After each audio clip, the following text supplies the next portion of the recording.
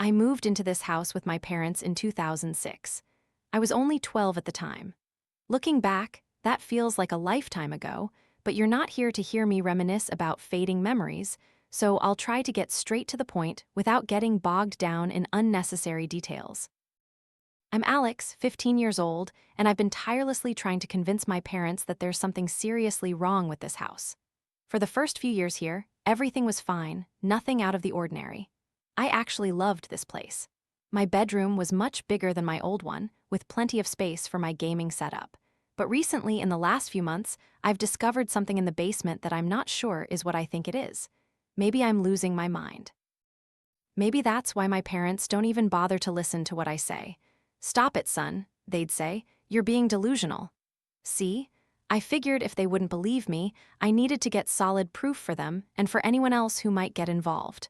Luckily, my parents bought me a camcorder for my 14th birthday. I'd expressed an interest in film making and videos, and up until now, I'd used it to make some amateur films with my friends at school, mostly short clips of us wandering through the woods, trying to be spooky.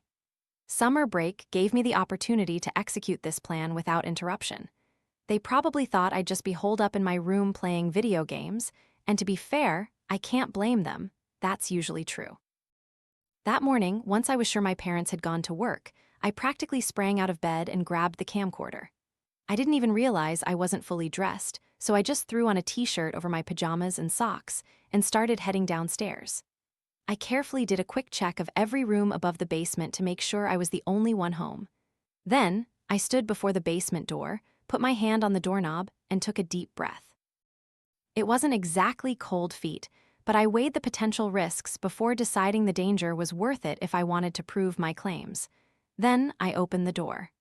I descended the rickety steps, reaching to my right to flip on the basement light switch. Our basement was nothing to brag about. It was just like what you'd typically find in other houses.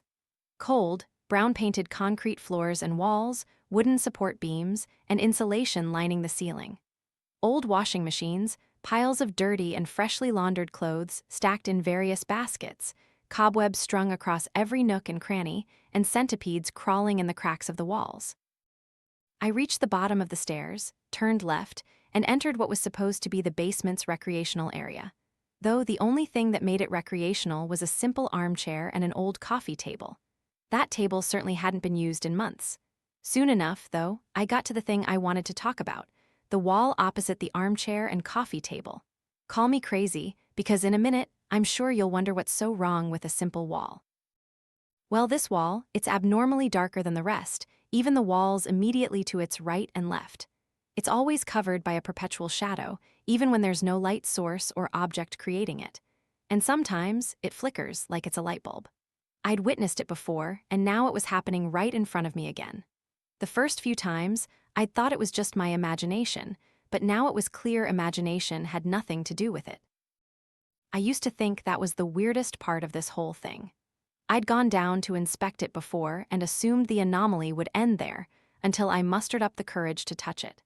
Initially, I just wanted to see if there was something I'd missed, that maybe it was related to the paint, or that there was something seriously wrong with my eyes. But that was just me trying to rationalize something I didn't understand, because yesterday, I'd taken a broom and pushed it into the wall, expecting some paint to flake off or some material to crumble, but no. Instead, the broom simply passed asterisk through asterisk the wall. I don't know how else to eloquently or elaborately describe it. It was simply ludicrous to the point of being unbelievable. My broom had passed through a solid concrete wall. I even stepped forward, still holding the broom handle, and it continued to sink deeper into the wall without encountering any obstacles or resistance. To be clear, there was no hole, crack, or gap large enough to accommodate the broom's width. It was flat and smooth, yet the broom kept sinking, as if it were stuck in quicksand.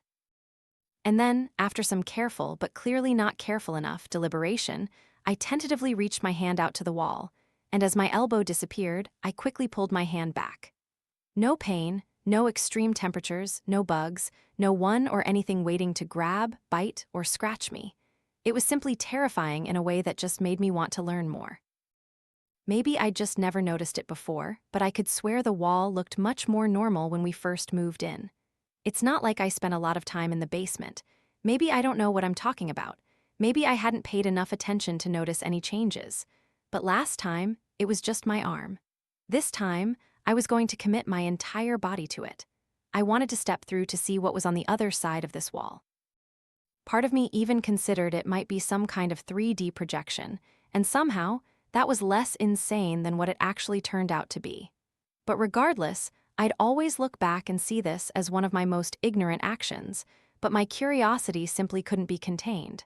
I needed answers.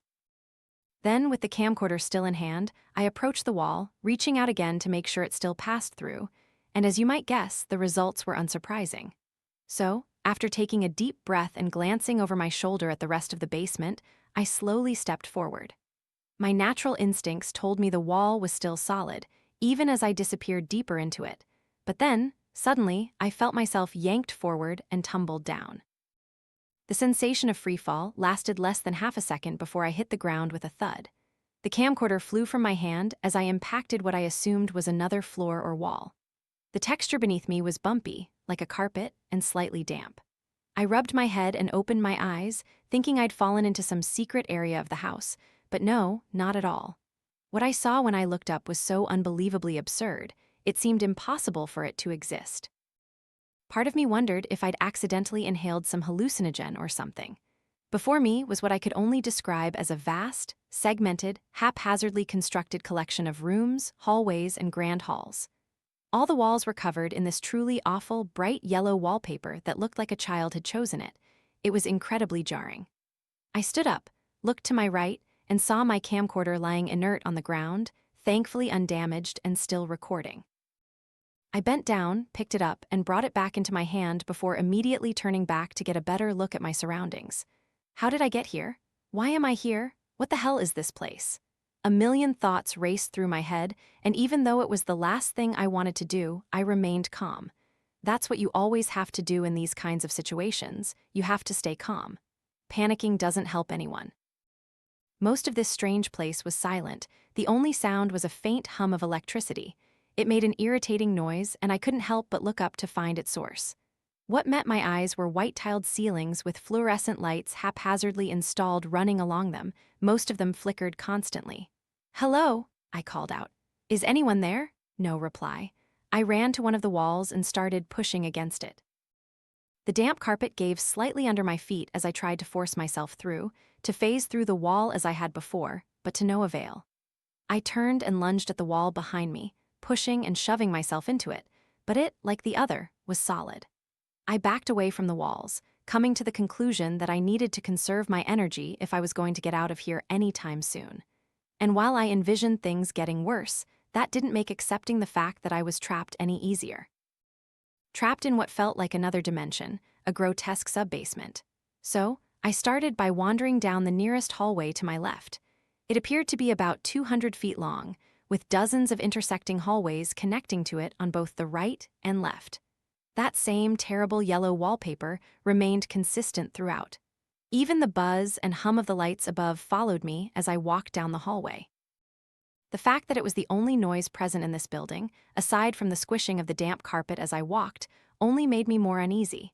It was insane in the most mundane, yet most aggravating, way possible. It's crazy how dependent humans are on sound for comfort, because I'd only been in this strange space for about a minute, but it felt like hours had passed.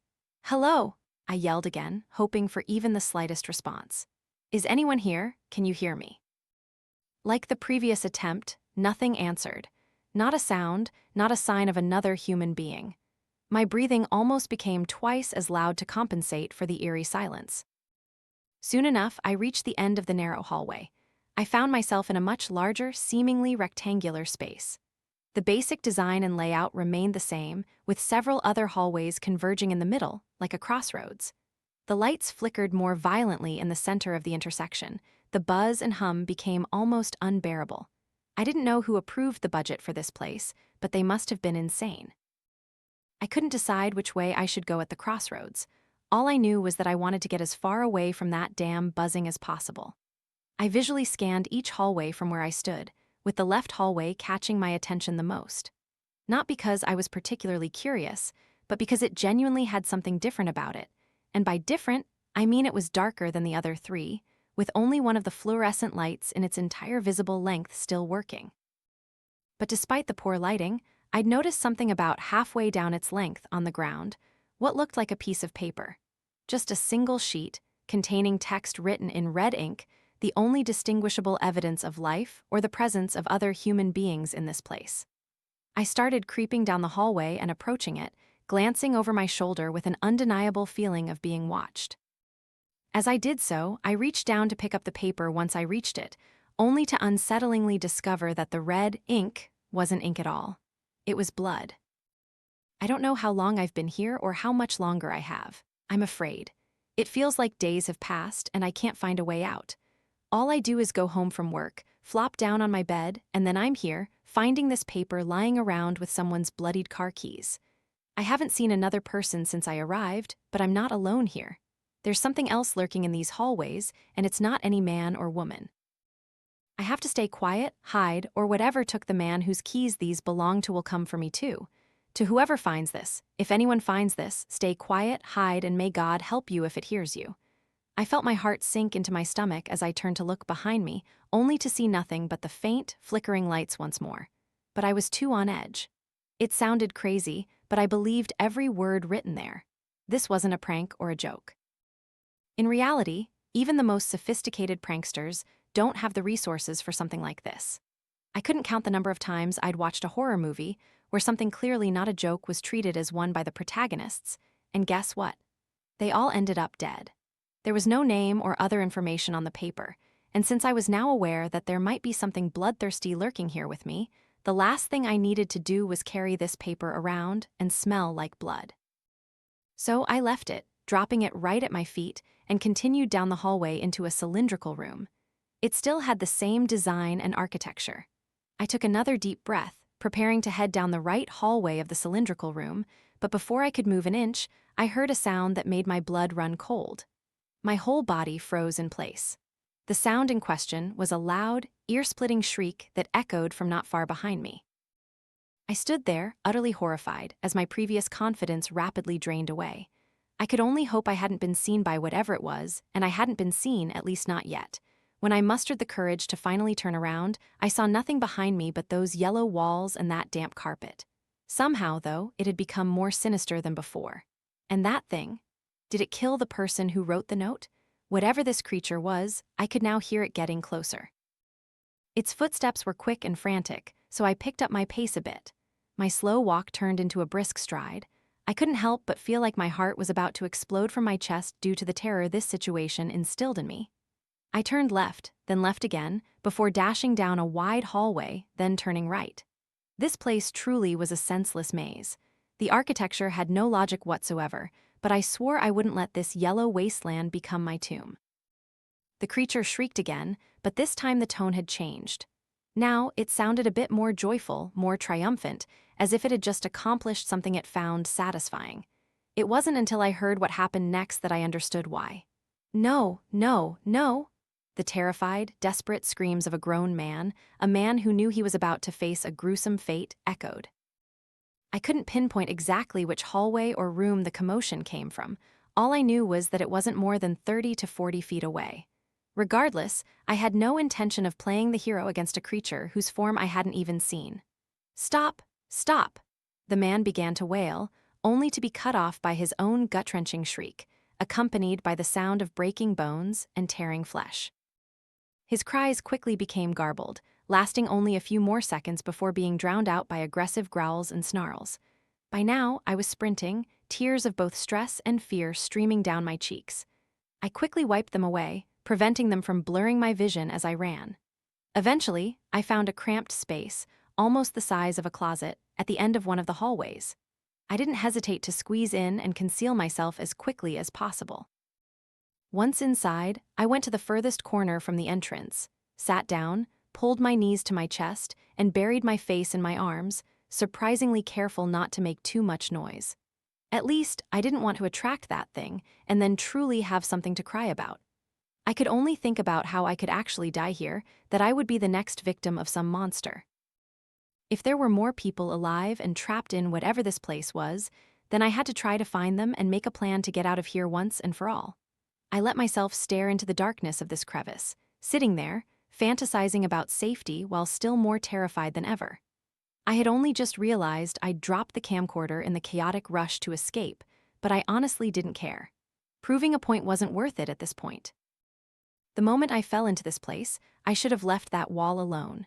I should have minded my own damn business and not stuck my nose where it didn't belong.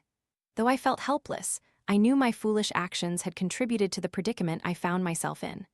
But now I was here, and I had to grapple with the reality of the less-than-smart steps I'd taken.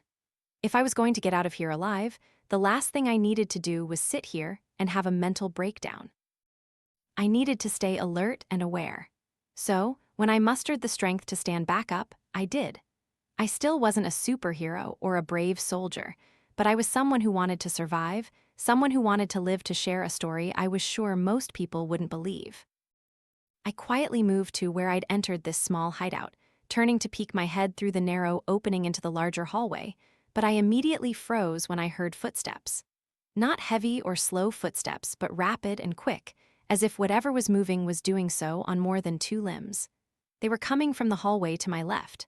I could tell that whatever it would round the corner at any moment.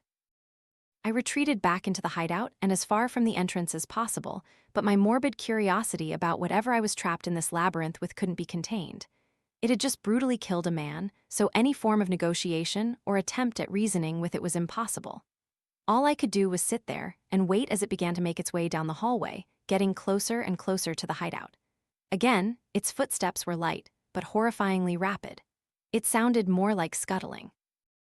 It had an almost tapping rhythm that sent shivers down my spine, like a dog-sized spider scurrying down the hallway. I held my breath as it approached, only allowing myself to breathe when absolutely necessary. I dared not stick my head out of the entrance or try to look at it directly, but the shape of its shadow on the wall behind the hideout's entrance was enough to ensure I would never forget this experience for the rest of my life. The lowest part of its body seemed to be made up of at least a dozen thin but long limbs, all moving in unison in a strange, twisting manner, like a centipede that had been haphazardly stitched together. Above that horrifying set of legs was a long, rectangular frame, with dozens of even thinner, curved limbs protruding from each side of it. I couldn't even tell if this thing had a head, certainly not one I could recognize from its shadow. Who in their right mind would keep a monster like this here? Was it locked up? Did it kill its captors and escape? Is that why this place was abandoned? Even if I had answers to all those questions, it still wouldn't explain the fact that I didn't seem to be the only normal person trapped here. It truly was something out of a child's nightmare, anyone's nightmare, to be honest. It stopped just a few feet from the entrance of my hideout. I prayed to every deity I could think of, hoping it wouldn't detect or sense me. The creature, whatever it was, let out another low growl, far different in pitch from the sounds it had made before. I could feel it vibrate the wall my back was resting against as I held my breath. Even if I wanted to make a sound, I couldn't. No sound could escape me. My terror was busy holding it back. It seemed to turn from side to side, as if searching for something, but the creature didn't move in either of those directions, instead choosing to continue moving forward and round the corner down another hallway, allowing me to survive another day in this space. I made my escape, darting out of the hideout and immediately running to the left with the lightest footsteps possible. Almost immediately after rounding the corner, I spotted my camcorder on the floor at the end of the hallway. It was shattered, dozens of fragments strewn across the surrounding area. All the footage and proof I had were gone. At that moment, I didn't know if there was any way to extract or salvage anything from it. I could only imagine how furious my friends would be when I told them all the short films we'd created with it were fried. But there wasn't much time to mourn the loss of my hard work, so I kept moving. When I returned to the cylindrical room, this time I chose a different path to take. The last thing I needed was to go anywhere but the exact opposite direction of where that thing was heading. Now I was more vigilant than ever as I navigated this nonsensical space, aware that something far worse awaited me within these walls than mere hunger or the severe loneliness of isolation. To be honest, I'd always loved my privacy and staying away from other people, but not like this. There was more of the same everywhere I went, those yellow walls, white ceilings, and the damp, smelly carpet. The buzzing of the lights had become a background song, and at a certain point, I just accepted the fact that it wouldn't stop anytime soon. Regardless, I turned left 3 times, then right 3 times, before heading straight for what felt like almost a quarter mile and turning left again. I thought I had surely left the monster in the dust, that it would never find me in this endless maze. But as I was hurtling down one of the hallways, I noticed something at the far end that caught my eye. Something I thought might be my ticket out of here, my saving grace.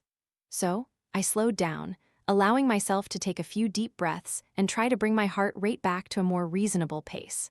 Then I looked back towards what had caught my attention, making out what looked like 2 thin, long objects protruding from the ceiling. The distance made it hard for me to make out the details of their shape, but the color consisted of a dark blue for most of their length, ending in a light brown towards the bottom. "Please," I whispered aloud, "please let this be it." My predictions were overly optimistic. I thought I might be able to climb out of these walls and be free. But as I got closer, the realization of what these so-called objects truly were set in. I was now only about 7 or 8 steps away from these things, and as I looked up, my jaw dropped. They were legs. Human legs. Legs protruding from a section of the ceiling where the tiles had been removed, though from the looks of it, it was more like they'd been violently torn and/or broken out. I morbidly assumed the rest of the corpse was lying across the other tiles on the ceiling. How did I know it was a corpse? Well, it wasn't just the old jeans and boots the legs were covered in, but also a stench, an unmistakable stench of rot and decay. A smell I'd only ever experienced walking near dead animals in the woods near my house, except here, it was cranked up to 11. I brought my left hand up to cover my nose, fighting the urge to throw up my lunch as I looked up in horror. I was standing there, mere feet from a pile of decaying flesh that was once a human being of fate that could easily become mine if I wasn't careful. But what could have done this? Was the creature pursuing me capable of climbing surfaces? Its body structure seemed to suggest that might be possible. And if not, that meant there was something else I had to watch out for in this maze. That thought did nothing to make me feel better. Eventually, the vomit that had been rising in my throat overwhelmed my efforts to keep it inside. I removed my hand, opened my mouth, and it all came spewing out onto the wall, while the stench of decay continued to assault my nostrils. I had to turn back, to get away from it as soon as possible, but just as I regained enough composure to start running and find a new path to take, the sound of multiple rapid footsteps in quick succession made me quickly reconsider my actions. I slammed on the brakes harder than ever when I heard them coming from the nearest corner to my left. That thing, it was coming back for me, and I was sure the smell of the corpse directly above me wasn't helping matters. I stood there, frozen like a frightened idiot. To be honest, part of me wanted to give up and accept my fate, to let this living hell, wherever it was, kill me and end it all. But that quickly dissipated when I saw one of the thing's legs begin to wrap around the corner at the end of the hallway I was looking down. It was black, almost like asphalt, with a bit of blood on the tip, staining the wallpaper as well. My fight-or-flight instincts kicked in. I didn't bother lingering to get a better look at what I knew was a truly horrifying apparition. I turned and ran again, to the other end of the hallway, in mere seconds, before immediately taking a sharp left into another hallway. I heard the creature let out an unearthly shriek as it gave chase, those many legs stomping along the carpet and walls as it pursued me relentlessly. Any attempts at being subtle or quiet were now useless. I took a few more random turns, both left and right, hoping to disorient the beast, but my efforts seemed to be in vain, as I remained in its sight despite anything I did to escape it. I panted and wheezed as I looked for anything that could take me to a higher or lower elevation. Stairs, elevators, stairwells, because I was damn sure I'd tire out before my pursuer did. After a few more twists and turns, trying my best to make myself as elusive as possible, I started to slow down as my exhalations became more rapid, my face flushed, and sweat began to soak my face. A pain in my side also began to form. I knew I would die if I didn't find something soon. I genuinely thought things couldn't get any worse than the horrific chain of events I was currently trapped in, but this strange dimension had a wonderful way of proving me wrong. Without looking, I turned left again as I heard the creature shriek behind me again, informing me that it was still in hot pursuit. I tried my best to maintain my speed as I rushed down the hallway I had just turned into, looking down at the floor for a few seconds as my muscles ached and cried for mercy. Even adrenaline couldn't keep me going forever. However, when I lifted my head, I was met with the sight of a dead end. No other turns or hallways, no way to go but the way I'd come. I was mere feet from the intersecting wall. I tried to turn and sprint back the way I'd come, only for the monster to burst out from around the corner and cut me off, forcing me to recoil and abandon my decision as I fell hard onto my backside. Its centipede-like legs wrapped around the wall again as they reached forward. Then, the creature began to move its body out from behind the corner, revealing more of its disgusting appearance to me as I scrambled backward in utter revulsion. To say it looked like a mutated centipede would be an insult to such a creature. I found it hard to believe that even God himself could create such a monster. The entity's skin was dark, almost pitch black, with jagged streaks of off-white patterning running along it that looked more like scars than any kind of natural anatomical pattern. When the beast stood upright, it had to be over 7 feet tall, completely dwarfing me as if I were a toddler in the presence of a grown man. The entire circumference of its actual body had those thin limbs protruding from it, all of them moving in unison again. A few of them still had blood on their tips, blood I assumed belonged to the man I'd heard die screaming earlier. The creature's body was a sharp rectangle. It was almost featureless, save for the massive, gaping hole towards the top that I concluded was its mouth, a mouth without any teeth, just a hollow, pitch-black void. This thing knew it had me cornered. The edge of its mouth contorted in a way that looked like it was trying to smile at me, but it barely had the muscular structure necessary to do so. Regardless, it wanted me to know that I was trapped, at its mercy, for it to kill me in a brutally painful way. I would be its plaything and its meal. I still had some fight left in me, despite the logical part of my brain telling me there was nothing I could do. But I stood up anyway, beginning to back away as the creature slowly lurched forward, its dozens of limbs all moving in parallel. "Please," I faintly announced, holding my hands out in front of me as I continued to back away, my legs trembling. And just as I expected myself to hit the wall behind me, I felt my body suddenly yanked backward, as if I'd been pulled by something powerful. I cried out as my back hit a hard, carpeted surface, and suddenly, everything wasn't so bright. I pulled my hands from my face, revealing an entirely new environment around me, a library, just an old library. The walls were just plain light brown, the ceilings tiled with fluorescent lights, but they weren't buzzing or flickering. The carpet itself didn't feel damp like regular, everyday carpet that's actually maintained. I coughed for several seconds, trying to comprehend what had just happened in a state of utter bewilderment, but it happened soon enough. I had passed through the wall in the same manner I had passed through the wall that landed me in that yellow death trap in the first place. But that didn't mean this creature could follow me, did it? That single question made my muscles quickly tense as I prepared to leap up, only to be stopped mid-action by the comforting sound of an older woman's voice. "Are you all right, young man?" I turned to see several different people around the library, their gazes fixed on me.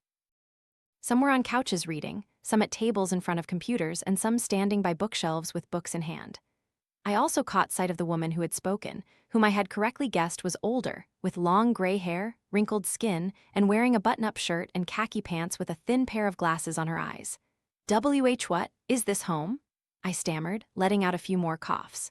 Everyone exchanged glances, most likely assuming I was in some state of delusion.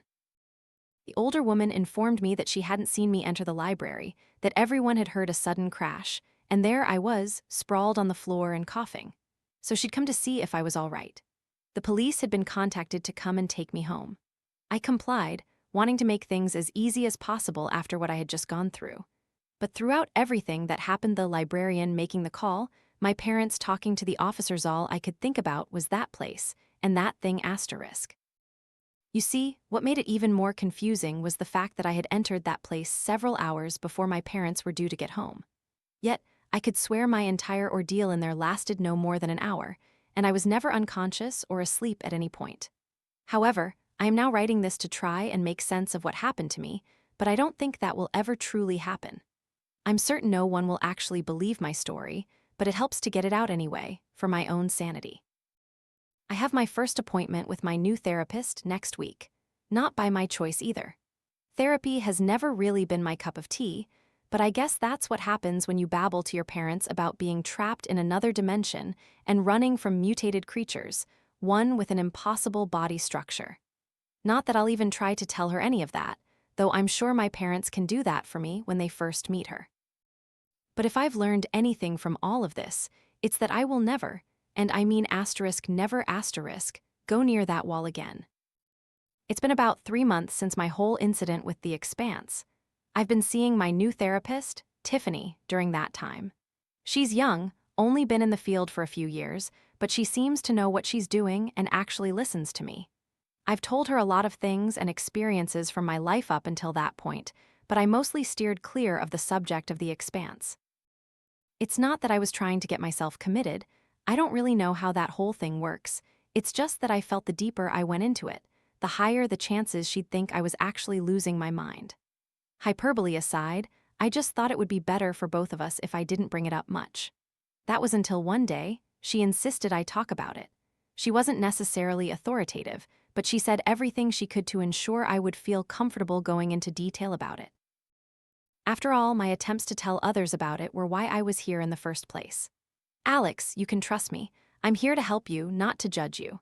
If I were, I wouldn't be sitting in this chair, she softly stated, leaning forward in her seat and looking at me with almost maternal instinct. I won't force you to talk about anything, but I promise you, you don't need to feel like a prisoner in your own mind. I bet I can relate more than you think. I perked up at that last sentence, my eyes shifting towards her with a look of intrigue and curiosity. She returned my gaze before offering a faint smile, affirming her implication. You're not serious, are you? I accused. Look, I get you want to help me, but you don't have to lie to do it. This isn't exactly my most professional moment, and I really shouldn't be saying this, but the place you're talking about, it's not as crazy as you think. I believe your story, every word of it, she continued, suddenly stopping her hand gestures as she waited for my reaction. I really don't appreciate you making a joke out of my experience, I growled. You're supposed to help me. You're supposed to be different from everyone else who wouldn't listen and ridiculed me. I'm nothing but a joke to everyone, even before any of this happened. After my small outburst, I rose from my chair and began walking towards the door, only to be stopped when she made a declaration that almost made my heart stop when I heard it. The thing with all the legs, her calm affirmation resonated. I turned back to look at her, my eyes wide and my mouth slightly agape. I had never told her about the creature, not once. In fact, I hadn't told anyone about it, let alone any of its anatomical features. So I stood there, looking like a complete idiot, while she rose from her chair and walked towards me, quickly glancing to her left at the long curtain on the side of the room with no windows, and then returning her gaze directly to me. It tried to kill you, didn't it? She asked rhetorically. It tried to kill me too. Still, I stood there, dumbfounded, not even knowing how to verbalize a response. You have to trust me. I'm sorry if you thought I was trying to discredit you. That wasn't my intention. But I know what you're talking about, and I know you're not the only one who has experienced this. Now, would you please sit down and finish our session? I don't want you leaving this room upset. She continued to stare at me, and I took a deep breath, internally chastising myself for not keeping my composure when I always prided myself on doing so. So, with a hint of hesitation, I turned and walked back to my chair, sitting down and clasping my hands together as I waited for her to continue. How did you get in? How did you get there? She asked, a sympathetic tone present in her voice. It took me almost a minute to respond, even though I knew exactly what I wanted to say, but Tiffany's body language left me no doubt that she was fully prepared to listen. A wall, I blurted out. This wall in my basement, it was like it wasn't even there. Like everything could just pass through it. It was so weird. I've only ever seen stuff like that in video games.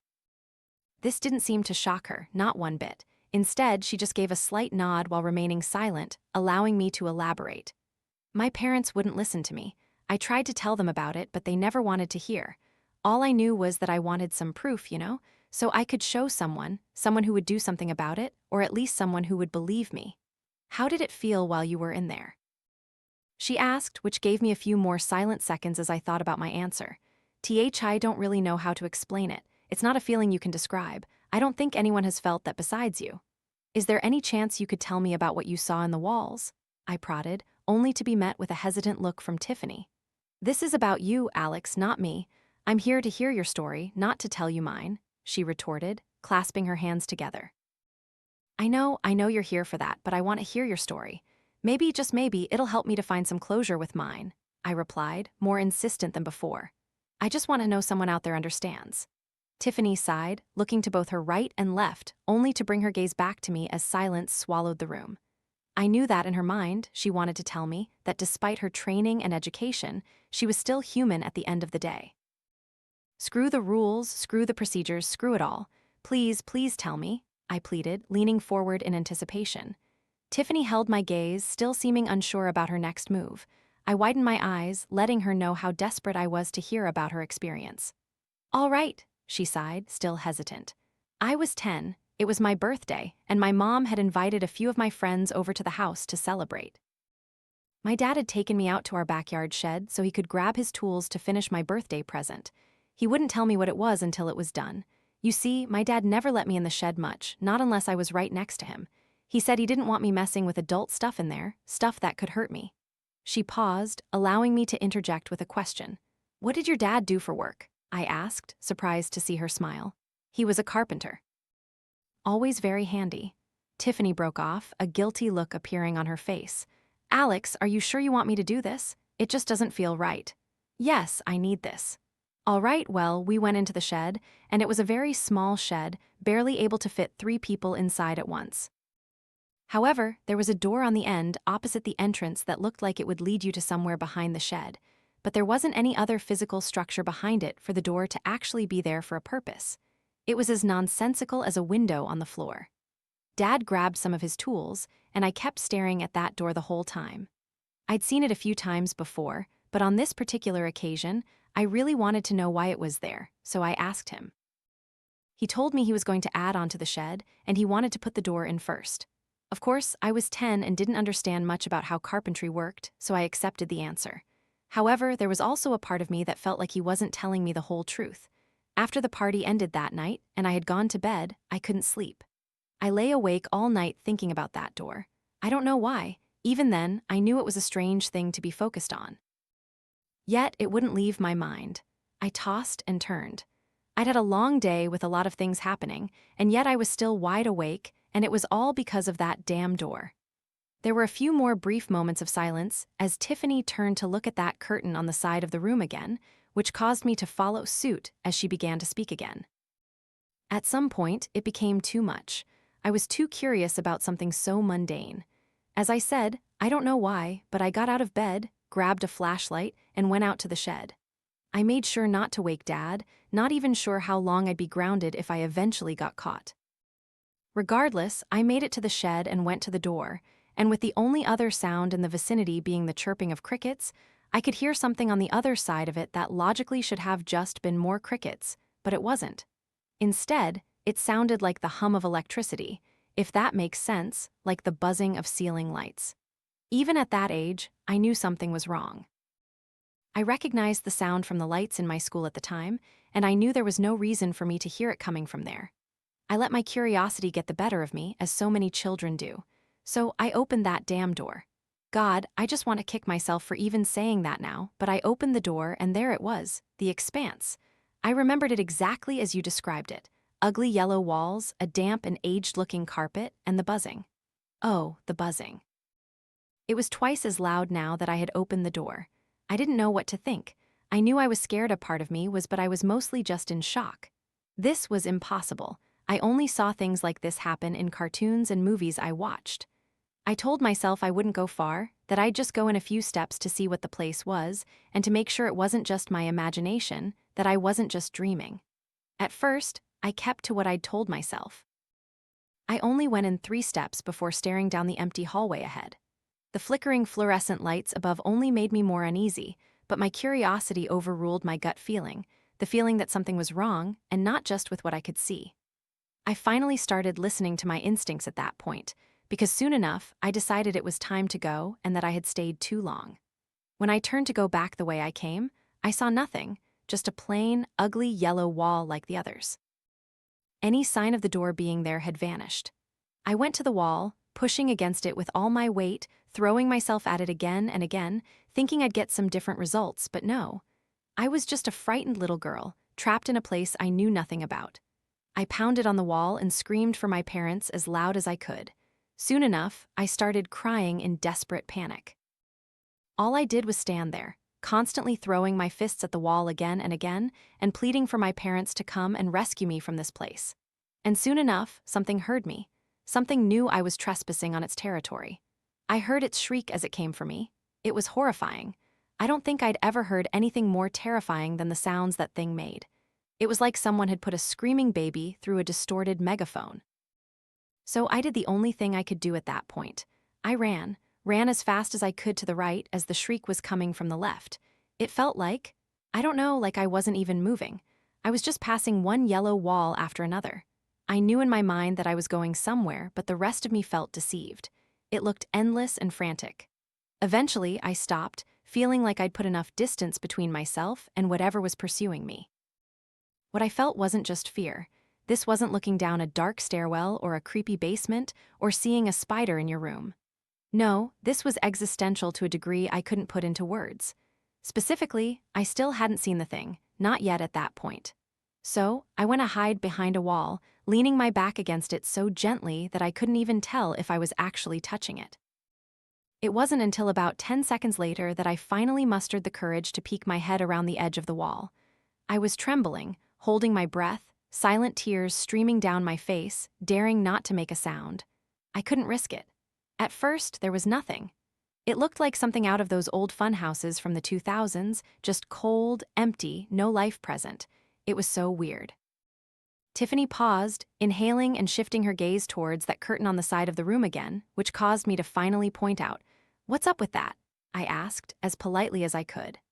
"Oh, nothing important, just more wall," she chuckled dismissively. For the first time since she started her story, I felt a little uneasy, but I mostly attributed it to her being so invested in what she was saying. So I turned back, just listening. I was there, staring into that yellow void, until I heard it shriek again as it rounded the corner at the end of the hallway and spotted me peeking. I knew it had seen me because we both froze for a second, like it wanted me to know that it knew I was there and my fate was sealed. All those legs, God, those legs. They all moved in an eerily synchronized manner as it started running towards me, so I turned and ran for my life, hugging the wall to my left. It was a dead end. Just my luck. Did I mention I don't like spiders, or really anything with more than 4 legs? So, encountering a mutated, human-sized centipede wasn't on my to-do list. I didn't think my tiny legs could carry me so far and fast. Everything around me blurred, like I was on a high-speed train or something, but it still wasn't enough. That thing was hot on my heels, and a tiny part of me knew I couldn't outrun it. I broke away from the left wall, taking a few turns to try and confuse it, but it knew what I was doing. Perhaps because everyone else who had run before had tried the same thing and failed. God have mercy on them. I knew it was getting closer as its footsteps grew louder. Actual death was knocking at my door. I still remember the sound of it running, sending shivers down my spine to this day. Those yellow walls, the buzzing lights, the old, damp carpet. It just made everything worse, knowing I'd probably die young in such an alien environment. I didn't make it out, not alive, or so I thought. She trailed off. "You said the wall in your basement was how you got into the Expanse, right?" she asked, catching me off guard with the sudden question. "Yes," I trailed off, unsure what to say next. "Why didn't you try to show someone?" "My parents, they put up a wall of wooden panels in front of it.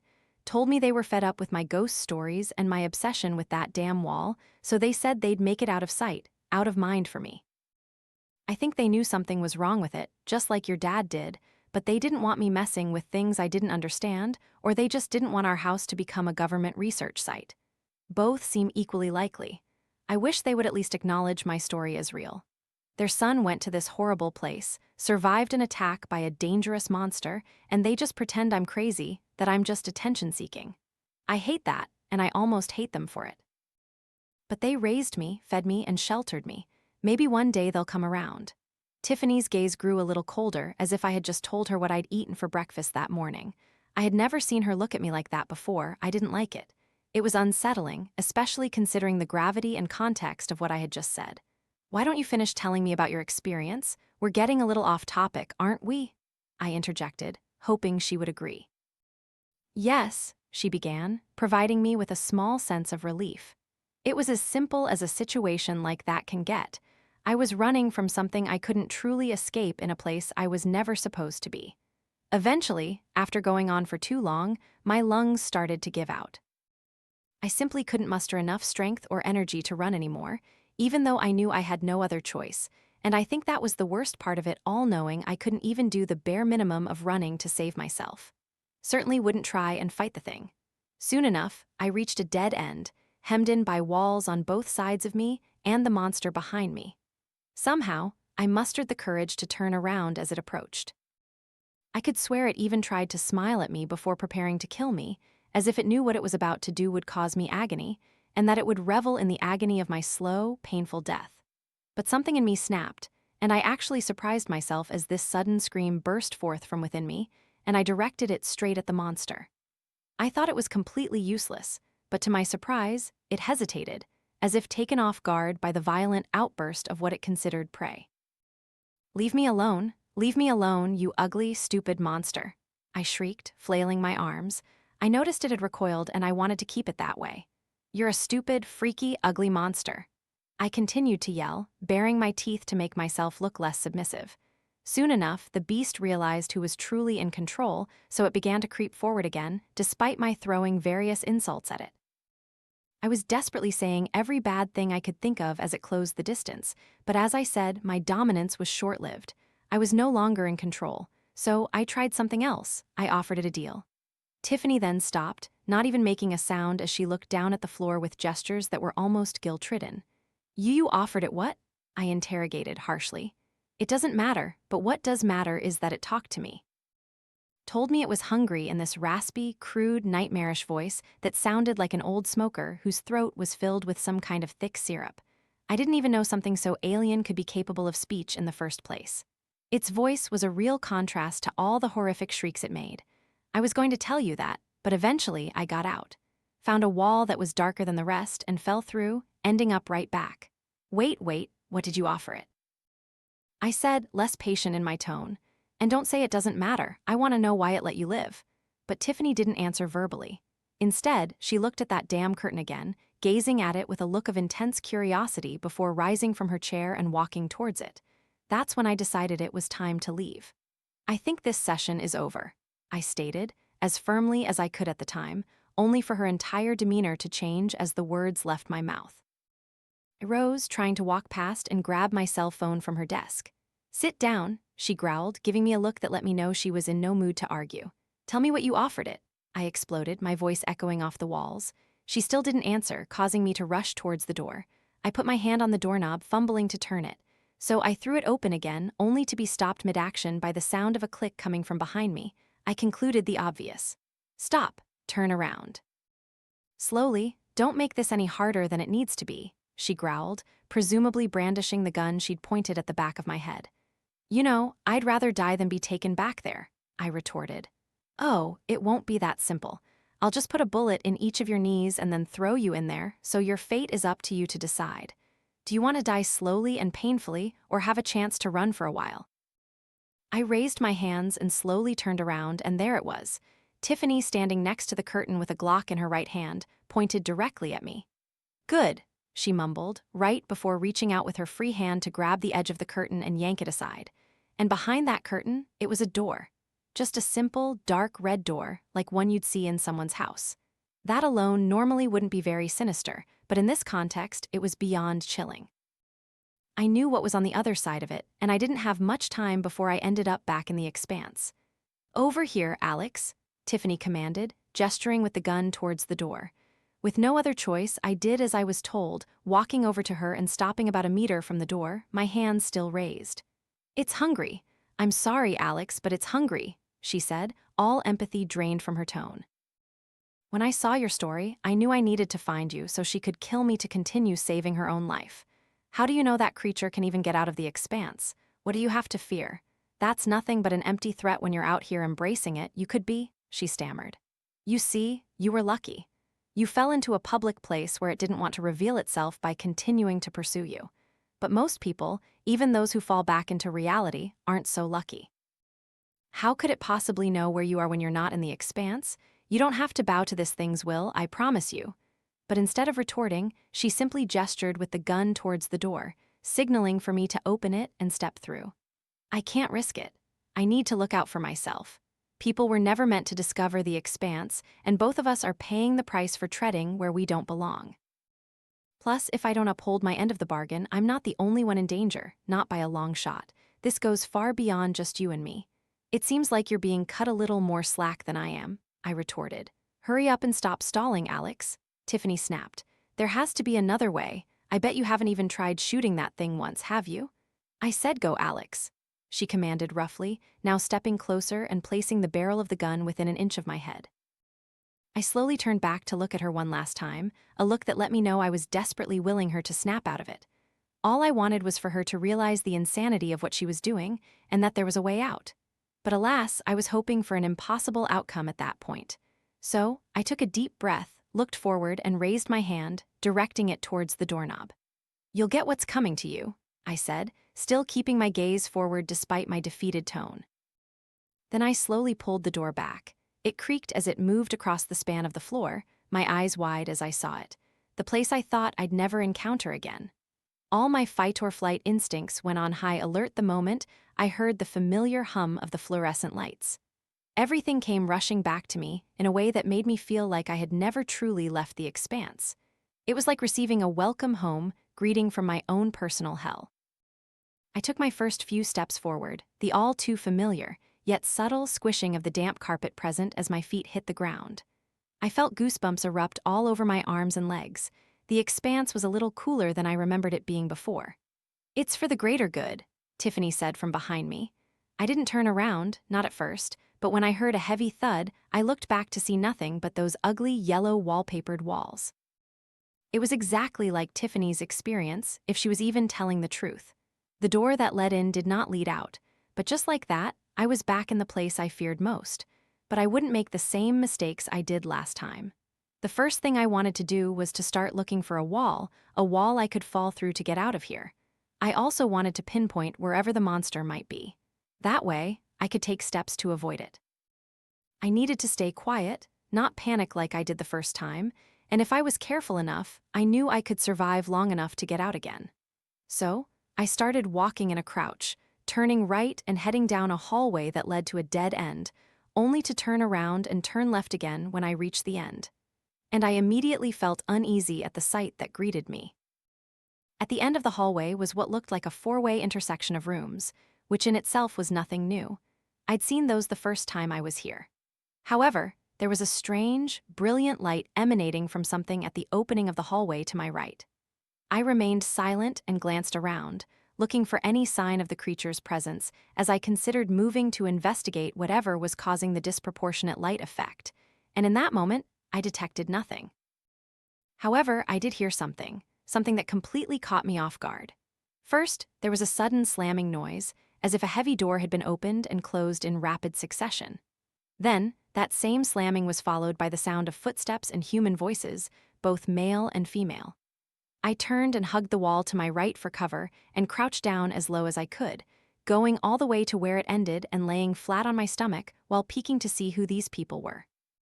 Just outside the now invisible door, there were 3 people, all of whom looked like they'd stepped out of an episode of some shady government conspiracy TV show. There were 2 women and 1 man, all 3 of them dressed almost head to toe in black attire with all sorts of accompanying armor and gadgets. Each held a rifle in their hand with a handgun on their utility belt, along with a variety of other non-firearm handheld weapons like grenades and knives. The man then brought his hand up close to his left ear, fumbling with what appeared to be some kind of earpiece for communication, growing visibly frustrated as he struggled to get it to work properly. Believe me, I wanted nothing more than to run over to them and tell them everything, tell them to help me find a way out of this damn place, and show them the horrors these walls concealed and who was responsible for getting me in here. But I didn't think they were there to help, considering the fact that one of them had Tiffany's Glock strapped to her hip with a bit of blood stained next to the barrel. She was nowhere to be seen, and I pondered whether she was dead or incapacitated, but soon enough I had my answer. The corpse is being collected and taken to Sector 7, their executive director had said. The man spoke, his voice light but low. Why not bring her back to Sector 12 then? They can feed her to that blue monster they have locked in there, one of the women retorted, her voice dripping with sarcasm. He's got a knack for killing, I'll give him that. The other woman interjected, "But he ain't kind to him in the looks department." "I bet you haven't even seen him fight," the man joked, his lips curling into a smile as he clutched his rifle. One of the women opened her mouth to reply, only to be suddenly cut off by a horrifying, ear-splitting shriek that came from somewhere far to our left. All three of them immediately snapped to attention and raised their weapons, ready for a fight. "The monster. It knows we're here, and it's coming." The man quickly brought his hand up to his ear again, placing 2 fingers on it before saying, "This is Agent Creed with Team X5G2. We are on location, and the witness has been terminated and tagged for collection and disposal. There may or may not be anomalous creature activity present. Should we proceed with movement?" All 3 agents stood at attention as they received their response, one that I myself was too far away to hear emanating from the communications device. I came to the conclusion that it was time for me to leave, so I stood up as quietly as possible, still hugging the wall as I slowly retreated. I turned and refocused my attention back down the hallway, looking down the crossroads and directing my gaze towards the bright opening to my right. I kept myself in a crouch as I scurried towards it. The monster's horrifying shriek once again reverberated through the walls of this vast space below.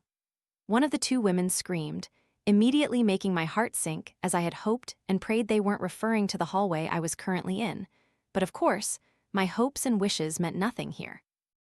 I immediately accelerated, which was nothing compared to how fast I started moving after I heard one of those female agents yell at me from the end of the hallway behind me, "Hey, get back here." Of course, I had no intention of complying with her request. Instead, I broke into a full-out sprint, not wasting even a second trying to convince them of my situation.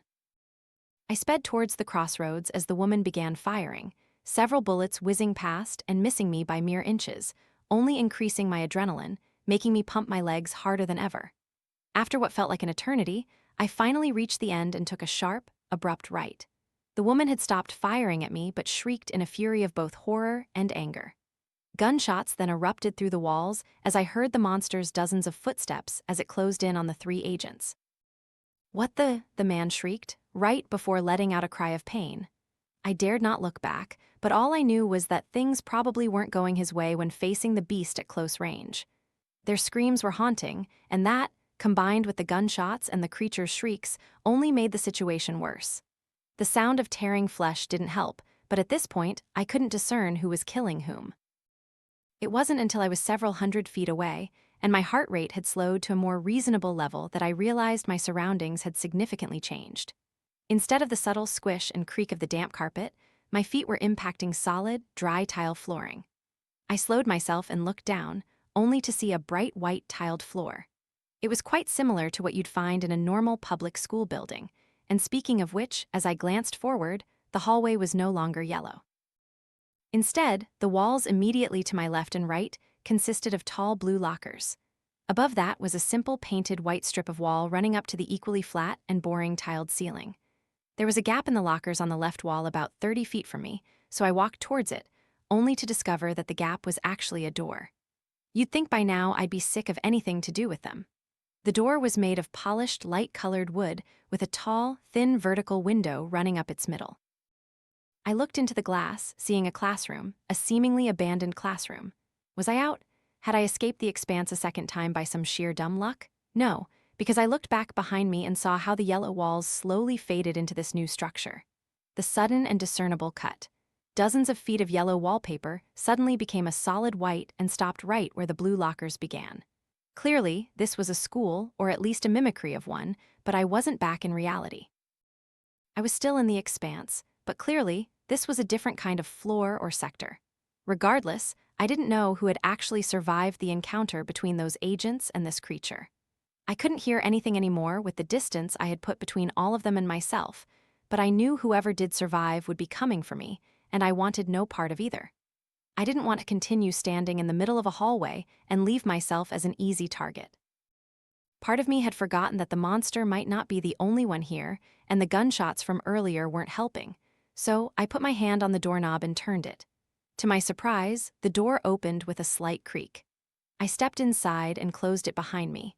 I didn't see any kind of lock, so instead, I went and pushed a couple of student desks against it, hoping it would give me a little more peace of mind. While I could tell this place was abandoned, most of the actual items and materials looked intact, save for dust and small damp fragments. On top of what I assumed was the teacher's desk was a black hardcover notebook and a cup full of pens and pencils next to it. I went to approach it, only to stop short at the sound of sudden movement taking place just outside the classroom door. My heart froze, and I remained still. This movement wasn't a continuous, rapid scuttling like the monster, and it was too heavy to be human footsteps, so it had to be something I hadn't encountered yet. Once the initial horror passed over me, I immediately ducked low and moved under the teacher's desk, resting my back on the thick metal drawer tower that doubled as a support leg. I was completely hidden. I knew whatever it was wouldn't be able to see me. However, that didn't make me any less on edge. But how could I be, especially when I could hear its faint but strong, heavy breathing coming from the door? It was looking through the window on the door, waiting for the slightest noise or sign of movement to occur. I didn't know what this thing looked like, and I didn't want to know. I still held my breath, even though it wasn't necessary. Each second stretched into an eternity. I had gotten to the point where I thought my heart would explode, but then I heard its distorted footsteps again as its heavy breathing faded, allowing me a bit of relief as I finally exhaled. It was leaving, losing interest after failing to detect my presence. I slowly poked my head out from under the desk and peeked through the door's window, only to see that whatever it was no longer there. But I still didn't want to leave the room, not for a while, but I knew eventually I'd have to. I slowly slid out from under the desk and stood up, grabbing both the pen and notebook that had been on top of it before returning to under the desk. I was going to write all of this down. I needed this to get to someone somewhere. I needed to keep getting my story out there. If you all don't hear any more news from me, then I guess that means I didn't make it. But this needs to be exposed, and the world needs to know. Be careful where you tread. Be wary of where you go, because there are fates far worse than death, and falling into the expanse is one of them. After examining the classroom a bit more, I discovered an old backpack lying in the corner behind a desk. I picked it up, unzipped it, and rummaged through all the pockets, checking to see if there was anything inside. However, aside from dust and small cake crumbs, there was nothing noteworthy. I figured it would be a useful item to have with me, so I kept it with me. I returned to the teacher's desk and retrieved the notebook and pen I had been using to document the events. Then, I placed them inside and slung the backpack straps over my shoulders, tightening them in case I needed to move quickly to prevent it from easily falling off. I went to the door before pushing the desks I had used as barricades aside. The metal legs scraped across the floor, making me wince. Once they were moved aside, I approached the door, bringing my face close to the glass as I looked out into the hallway. Still no sign of whatever had been breathing and making those footsteps. That was good. I needed to take the opportunity to get out of this room and keep moving before it returned. I took a deep breath, steeling myself before opening the door. The longer I stayed here, the more I felt I wouldn't be able to escape. But I had done it once, and I could do it again. That was comforting, but not by much. I opened the door, taking my first steps back into the fake school hallway. It looked no different than before, until I looked to my right. To my surprise, the recurring yellow wall area of the expanse that led into this school floor was gone. That was the very hallway I had run down when escaping those mercenaries, those soldiers, whatever you wanted to call them. But instead, at the end of the hallway with the blue lockers lining the walls on either side, was just a solid white wall, and it was as featureless as could be. Now I had another strange factor to contend with, the fact that the expanse's layout and characteristics seemed to change periodically, without any real pattern or logic. At least I thought that was the case, unless I was truly losing my mind. I walked to the left, turning down another hallway that had the consistent design and look of the previous one, not to mention other abandoned classrooms, and even a dilapidated computer lab with shattered and cracked screens, along with several that had fallen to the floor. I did give the lab a second glance, keeping an eye out for any intact computers and screens I could try and use, but it was just a diversion at that point. Even if one was working, who was to say it would abide by the rules of a computer in reality? After looking around for only a few minutes, I finally gave up and ventured further into this school. I had almost accepted calling it that, despite the obvious circumstances. Everything I'd seen so far was mostly unremarkable, other than having to put myself on high alert in case whatever it was returned. After wandering aimlessly for a few more minutes, I finally reached a staircase leading up to the second floor. The staircase itself looked the most unstable and dilapidated, with what looked like rust and rot running along the walls, accompanied by cracks with what looked like weeds growing out of them. OSHA would have a field day with this place. Before committing, I extended my right foot and placed it on the first step, half expecting it to crumble from just that small amount of force, but it held steady, giving me enough assurance to take another step. And as I felt comfortable enough to start ascending, I heard something that made my heart skip several beats. I stopped, freezing as I hunched forward to keep myself out of sight from the staircase's entrance. Coming from outside the doorway where the staircase was located were footsteps, heavy footsteps, but slow and powerful, but not just that, there was breathing too. It was deep and raspy, as unsettling as it was. The monster that was looking for me when I was hiding in the classroom was coming, and I was there, just a sitting duck in broad daylight. I immediately started moving up the staircase as quietly as possible, skipping multiple steps, and placing my feet as gently as I could. Luckily, the cushioning in my shoes was able to keep my movements on the quieter side, so I could be quick without making much noise. But I felt like I wasn't moving fast enough, because every second counted, and with each passing second, the breathing and footsteps grew louder. Part of me wasn't even sure if I'd make it to the top in time before the creature entered the staircase, but I kept moving, kept pushing myself, for it was literally life or death. I was careful to ensure I didn't put too much weight on any part of the staircase that looked too unstable. I still kept an eye on what was below me, careful not to slip, but just as the breathing reached the doorway, I was only a few steps from the top of the staircase, mere feet from the top. I thanked every deity I could think of that I was going to make it without being seen by that thing. That was until, on the very last step, I slipped, and my foot broke a chunk of material from it, sending it tumbling down the staircase below me, breaking into more and more pieces with each step it impacted. The footsteps outside the staircase suddenly stopped, and so did my movement. I held my breath, turning to look down the doorway. The silence was deafening, and I dared not move a muscle. Not yet. The monster, whatever it was, let out a low growl of surprise. I could hear it sniffing from outside the doorway, and that's when I took the opportunity to throw myself onto the top of the staircase. I landed as quietly as possible, right before looking up to see more or less a similar layout to the first floor. To my right, however, was what looked like the school library. I could hear the monster as it entered the staircase and began ascending at a moderate pace, pursuing me, so I turned and darted into the library to hide as it gave chase. I still hadn't seen its appearance.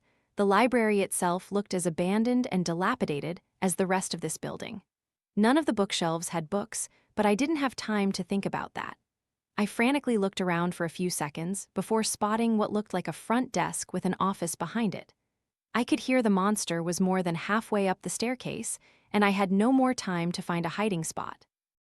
I quickly ran around the front desk and dashed towards the office door, praying with every cell in my body that it wouldn't be locked.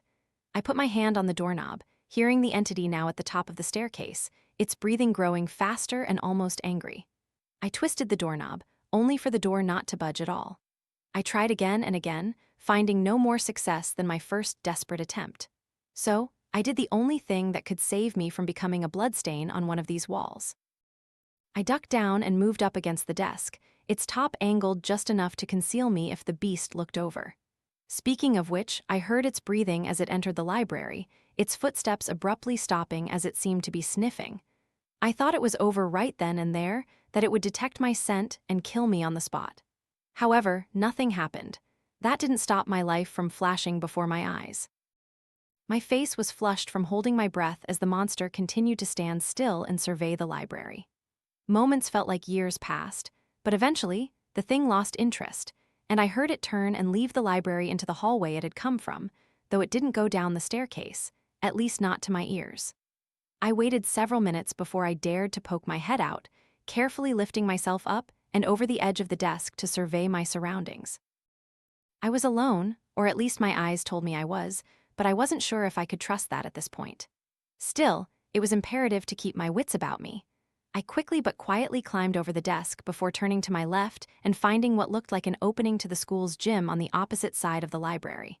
And it was one of two choices: either go through the same doorway that thing had just gone through minutes before, or the gym.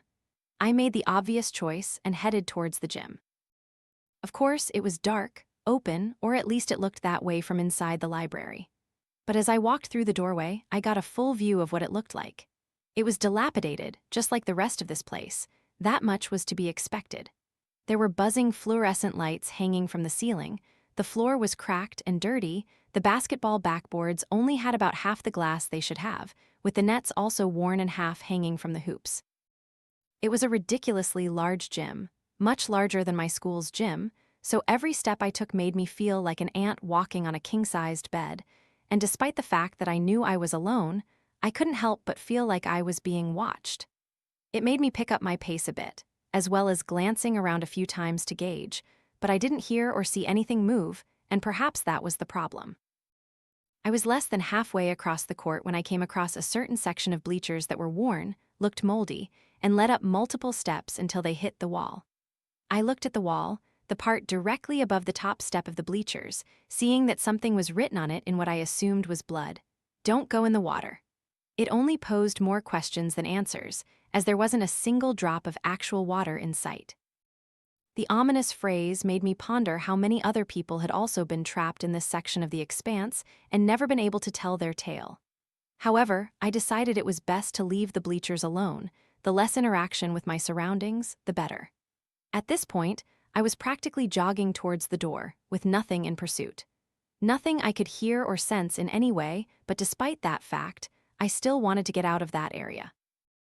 I took one last glance back, seeing the doors I had walked through from the library now connected to another dilapidated classroom. The Expanse had changed its environment again.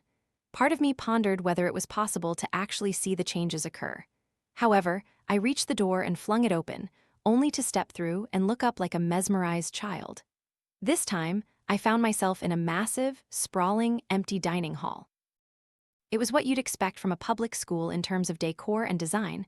Overall, the scale of the room was quite large, but not ridiculously so. It seemed like every room here was a little larger than necessary. Long, rectangular dining tables were scattered about, with several of them overturned or flipped in various ways. They were also beaten to hell, with chunks of wood missing from some corners and edges.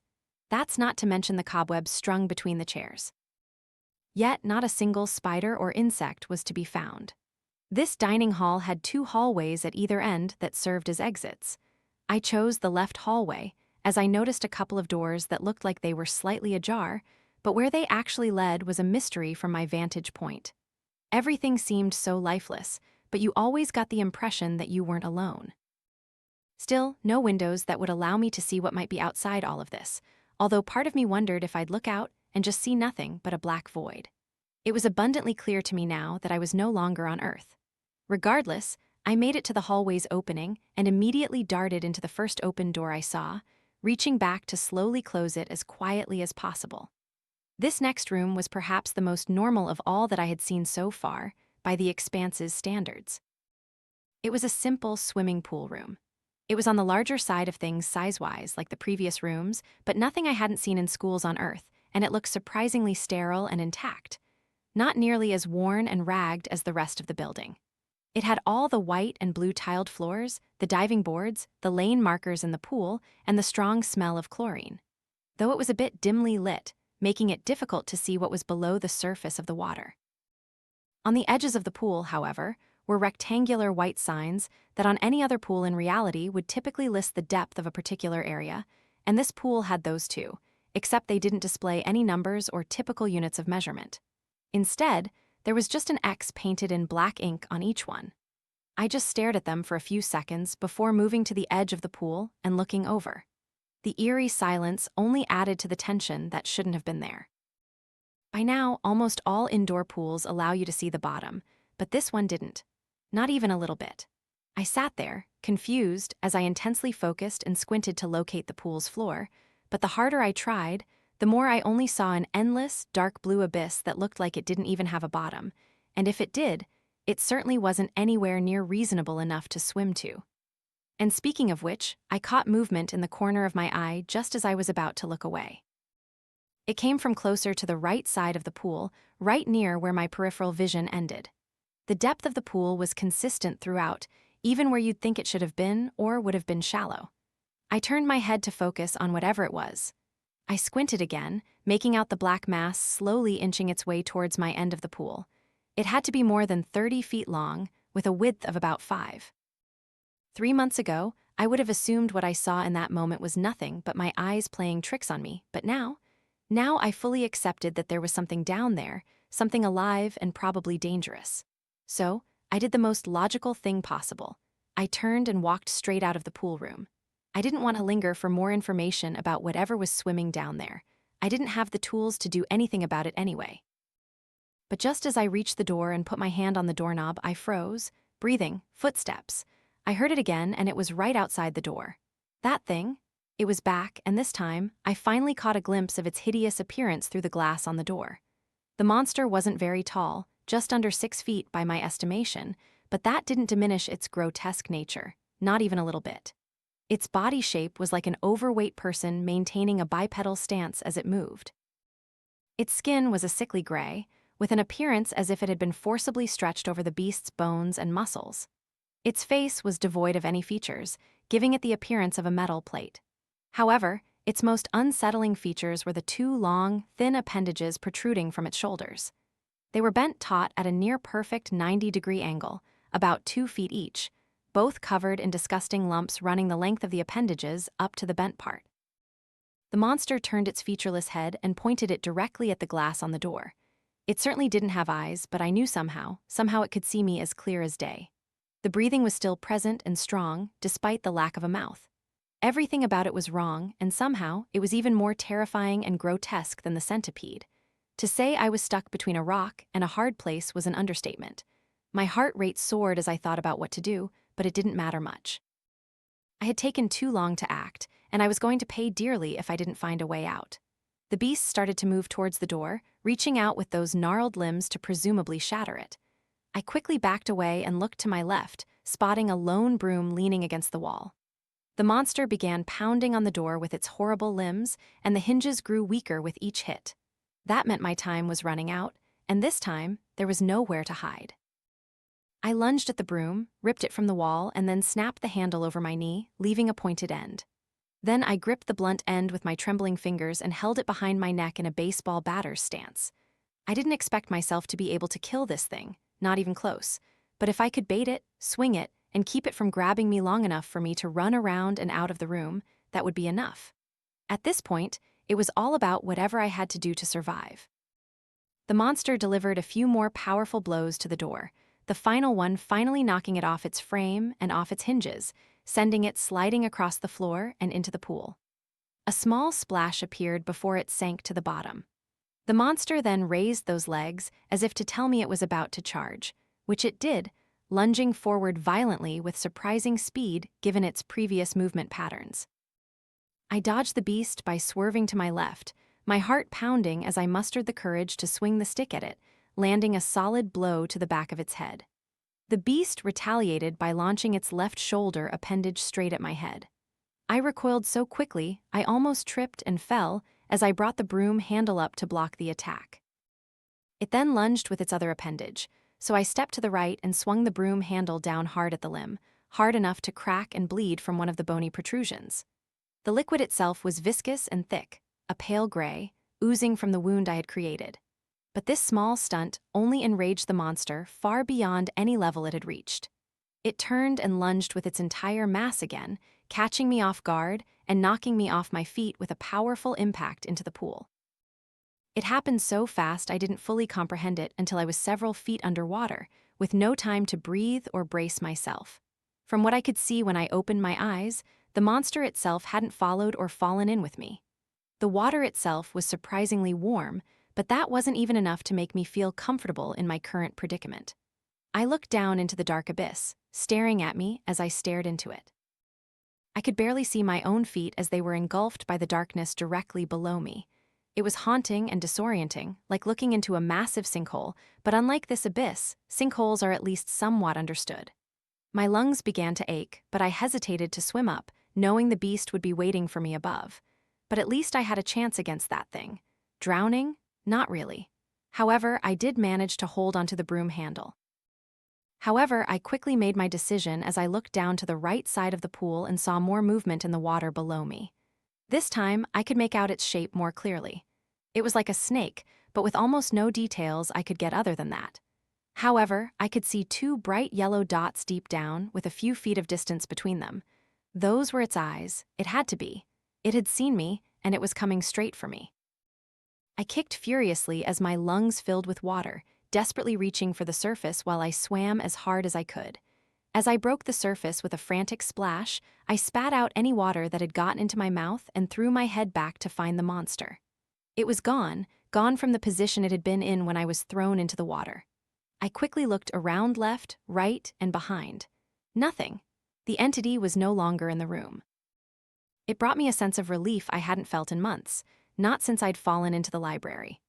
I wasted no time swimming to the edge of the pool and pulling myself up with a dry groan.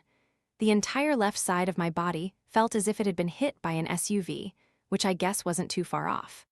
I stood up, looked down, and spotted a trail of the creature's blood leading from where I'd landed to the door and into the hallway adjacent to the pool room. It had retreated, but I wouldn't allow myself to be complacent, thinking it had run away out of fear of me. It probably just thought I was dead. Regardless, I knew it would be back and I needed to keep moving. Though I was soaking wet and dripping, I tried to shake my head to get the water out of my hair. All my clothes were soaked, and I felt heavy. The smell of chlorine was now all over me. The backpack felt like it weighed 10 pounds more with all the added weight of the water, and I wasn't sure if the notebook I had taken was still any good, but I didn't have time to check at that moment. I walked to the door and stopped just before actually stepping out to lean forward and look both ways. The slimy blood trail had led down the right end of the hallway, so I instinctively went down the left, bringing the broom handle with me. My footsteps made a slight squishing sound as I made my way down this new section of the school. Part of me considered taking them off in case something heard me, but I knew it was better to keep them on. The hallway was what I expected, a narrow rectangle with classroom doors on either side. Nothing I hadn't seen before, so I continued on, looking for a place to sit down and gather my thoughts for just a minute before I continued wandering. There wasn't much to see in this particular area, just more hallways with lockers, doors, and tiled floors throughout. Though, after the death-defying adrenaline rush I'd experienced earlier, it was certainly a nice change of pace. I continued looking for any flickering walls or strange doors, as that had been determined to be my only hope of escape at this point. The Expanse didn't seem to follow many rules, but if there was one constant, it was that flickering walls were either your worst nightmare or your saving grace. By now, most of my initial shock and existential fear of the Expanse had faded and mostly transmuted into caution. Though I felt a simmering sense of anger welling up inside me, with both myself, the people who never listened to me, and Tiffany. But from what those agents had said, she had gotten what she deserved, both for what she had done to me and probably countless others. Those armed, black-clad agents were another question entirely. Who were they? What did they want? Who sent them? Was it actually the government or something more sinister? After wandering for I don't know how long, I had gotten to the point where I was mostly dry, which gave me the opportunity to stop and take off my backpack in the middle of an empty hallway. After unzipping it and reaching inside for the notebook, I was actually surprised by what I saw. It was mostly intact and only slightly damp on both the back and cover. The backpack was highly water-resistant. I opened the notebook, leaned against the left wall, and began documenting everything that had transpired since leaving the classroom up until the chase with the creature and the encounter in the pool room. It felt good to once again write my story down. In a morbid way, there was still a possibility that I might not make it out of here alive a second time, and somehow, I had mentally prepared myself for the reality that everyone I knew in the real world might never see me again. Missing persons cases are always haunting and terrible to endure, especially for the close family members of the victims involved, but at least when someone goes missing on Earth, you have a chance of finding them. There are traces they leave behind, whether they want to or not. There's hope even when it seems hopeless, but when someone goes missing due to falling into the Expanse, there's nothing. No traces and next to no evidence, not if you don't see it happen. It made me wonder how many missing persons cases existed solely because of this place. However, I didn't have much time to ponder a potential answer, as I heard an all too familiar sound approaching me. Footsteps, heavy, echoing footsteps, and deep, raspy breathing. The monster was back and was making its way towards me one last time. It was coming from behind, in one of the adjacent hallways. I slammed the notebook shut and threw it into the backpack, quickly zipping it up as I put the straps over my shoulders. Then, I crouched down and hastily snatched the broom handle, clutching it as I stood back up.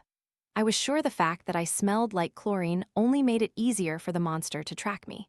The beast can smell you without a nose. I steeled myself for the inevitable confrontation, gripping the broom handle as I slowly backed away, waiting for the monster to round the corner and lunge at me. This thing wouldn't leave me alone. It wouldn't give up and go away. It would keep coming for me until I took my last breath, and I was tired of doing nothing but running, and hiding. I needed to defend myself and stand my ground. The footsteps and breathing grew stronger. I held the broom handle behind my back, ready to swing. The monster rounded the corner, growling in rage and aggression. To say the beast wasn't happy to see me was an understatement. I was terrified. I thought about how this would be my potential end, that this thing would kill me, and that would be that. But as I said, I was tired of running. It let out another echoing shriek before lunging towards me, but I wasn't stupid enough to try and block it. Instead, I darted to the side, almost falling off my feet as I tried to avoid the aggressive attack. The monster wasted no time continuing. It turned and lunged again, extending the left shoulder appendage it possessed and slamming me into the opposite wall. My back screamed in pain as I felt it impact the tiles. I quickly swung the broom handle at the monster's head, only for it to recoil briefly before turning back, its featureless face staring at me. It raised its other appendage into the air, preparing to bring it down on me, so I quickly brought the broom handle up and parried it away. Then, I flipped the broom handle and thrust it forward, stabbing it into the creature's abdominal area. It shrieked at the terrible wound, flailing all its limbs in bestial rage as it thrashed at me. I backed away to avoid the blows, almost falling in the process. I lunged forward and gripped the broom handle before pushing forward hard to sink it deeper into the creature, dodging another incoming blow from the beast's limb. It growled louder than ever. The lack of a mouth did nothing to curb the ear-splitting volume it could achieve. The entity's blood oozed from the wound, covering several inches of the broom handle as it also ran down the creature's body. I let go and backed away, watching as it continued to go into a frenzy, but it wasn't done, and it wouldn't go down, not yet. It reached forward and yanked the broom handle from the wound, the sound of both its pained growl and tearing flesh combining as it came out. The entity then threw the broom handle a few feet backward, where it clattered onto the hallway floor with a mocking thud, now completely out of reach. The monster then snapped its head back towards me, and without any kind of weapon, I had no chance. So, I did the one thing I'd told myself I was done with: I ran. Wasting no time, I turned and sprinted down the hallway, and with the monster now aware of my position, it unleashed its true speed, charging after me as I pumped my legs with adrenaline-fueled vigor. The monster literally shook the ground as it pursued me. I ran down the end of the current hallway before taking a difficult left and heading down another almost identical hallway. The monster was hot on my heels, seemingly unhindered by its wound. I was sweating and panting like a dog as I continued to sprint forward. I thought I was going to be trapped in a pointless chase with this thing, a chase that would only end in my death when I ran out of endurance, and no part of me was prepared for that. To survive all these experiences in the Expanse only to die like this and become another random police missing persons case. But after rounding a hallway and entering what looked like a second cafeteria, I spotted something I didn't think I would ever be so happy to see. On the wall on the opposite side of the cafeteria, there was a section of it that was slightly darker than the rest and creating a noticeable flickering effect. Every cell in my body screamed with relief and horror as I felt the presence of the beast mere inches from me. It was catching up. I had never run faster in my life, not even during my previous escape from the Expanse. Humans are capable of some extraordinary things when the threat of literal death is looming over them. As I was mere feet from the wall, I threw myself forward, not even thinking about what kind of environment I might fall into. It was disorienting to pass through the wall at full speed, but it wasn't like I could afford to slow down. I practically slid across the floor of the room on the other side. I only had a fraction of a second to survey my surroundings. A sterile-looking, completely white room, not a single stain on the walls that I could see. The monster had entered the room with an explosive entrance, charging in and slamming me into the opposite wall. All the air immediately left my lungs as I desperately gasped, falling to the floor as several objects I didn't see fell beside me on either side. The monster stood over me while letting out a triumphant shriek, raising its left limb and bringing it down with explosive force, stabbing into my leg, through my shin and thigh as I screamed at the volume of a jet engine. Bright red blood covered my socks and stained the floor beneath me.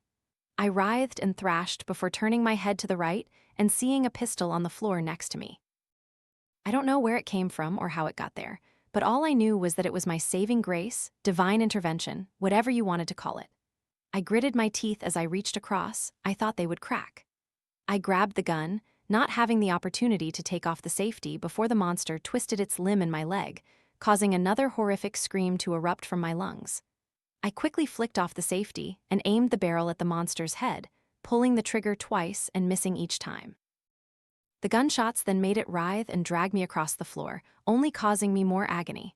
I genuinely thought this might be the end, that this might be it, but no, I wouldn't go down like I was nothing but easy prey. I finally stopped after all the sliding and dragging, getting the chance to raise the pistol again, my hands trembling as I aimed and quickly squeezed the trigger. The bang echoed, and the bullet tore through the monster's throat, leaving a gaping hole gushing gray blood. Its shrieks, growls, and wails were now gurgles, and its limbs slid out of my leg, causing me to bleed even more, almost a small puddle by then. The creature's legs began to wobble. It wasn't even focused on me anymore. It just wobbled before falling forward as it slowly bled out, its blood now even mixing with mine as its body crashed down with a powerful thud. But it took less than a minute for the beast's cries to become faint as it lay on the ground, and soon enough, all movement ceased, and it lay there, finally dead and no longer able to torment me. But I had a much bigger problem. One was the fact that I had lost enough blood to cover a mattress. I felt dizzy and struggled to stay conscious. Part of me wondered if I had gotten out of the expanse or just stepped into another sector of it. However, that concern was quickly extinguished when I heard an alarm blare. It echoed through the room as if coming from a PA system. A robotic female voice announced, "Level 5 security breach in the armory, all available agents." I snapped my head to the left with a groan, seeing that the wall I had been slammed against was lined with dozens of guns, rifles, shotguns, you name it. I let my head rest flat on the ground. It was starting to feel too heavy as I drifted into unconsciousness. Outside the room's door were footsteps that you could tell were wearing boots and other types of gear. A male voice shouted, "Come on, move it. This is a breach." I didn't have time to hear the rest before everything finally went black. I can't tell you how long I was unconscious, but when I came to, I was in some kind of medical bed with multiple wires and bandages on my leg. I assumed I had been taken to a hospital, but I don't think most hospitals strap you down to the bed rails when you're injured in the leg. I heard two different voices in conversation, both male and female. I looked around the room to find their source. The room itself was lined with beds on each wall with their corresponding sets of medical equipment. My backpack was noticeably gone, most likely confiscated by whoever occupied this place. I assumed I was still in the same building. I scanned my eyes to the left, spotting a man and a woman of similar height but different in attire. The woman was wearing a suit and tie, her red hair was pulled back professionally. She looked to be in her early 30s. The man, on the other hand, was younger, dressed in a black military-style uniform and armed to the teeth with a rifle in his hand. In fact, he